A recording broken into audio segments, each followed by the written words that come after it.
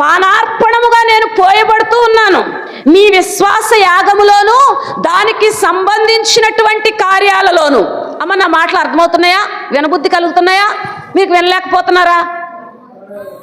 వినండి, వినండి. అశ్రద్ధగా ఉండే అపవాదికి చోటివ్వకండి. దేవుని మాటలు ఆత్మతో వినువారు ధన్యులు. దేవునికి స్తోత్రం కలుగునుగాక. హల్లెలూయా. ఇక్కడ పౌలు గారు అంటున్నారు, మీ విశ్వాస యాగములోను దానికి సంబంధమైనటువంటి సేవలోను నేను పానార్పణముగా పోయబడినా సరే నేను ఆనందించి మీ అందరితో కూడా సంతోషింతును. నలుగురితో కాదండి సంతోషించటం, నలుగురిని బట్టి కాదండి సంతోషించటం. మీ విశ్వాస యాగములో మీ సేవలో నేను పానార్పణంగా పోయబడిన. పానార్పణము అనే మాట గురించి గతంలో చెప్పాను, నేను మరలా చెప్తున్నాను.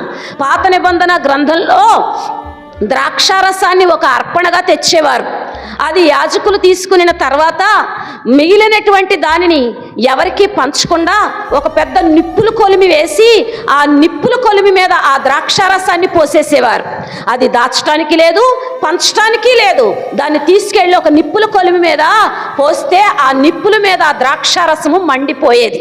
ఇప్పుడు ఈయన ఏమంటున్నాడంటే, మీ విశ్వాసాన్ని కాపాడే విషయంలో కానీ, మీ సేవా పరిచర్యలో నేను ముందుకు నడిచే విషయంలో కానీ, నేను మంటల్లో పోయబడే అనుభవంలోకి వచ్చినా, నేను మంటల్లో నిలవబడే అనుభవంలోకి వచ్చినా, నన్ను మండించే అనుభవంలోకి వచ్చినా నేను మీ యందు ఆనందించి సంతోషించువాడను.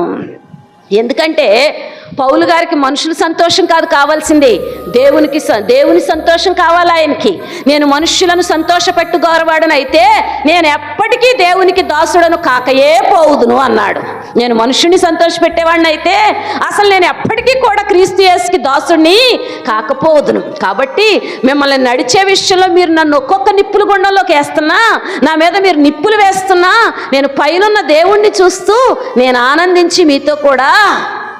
ఇప్పుడు సంఘంలో ఒక్కొక్కరు ఎలా ఉండాలి?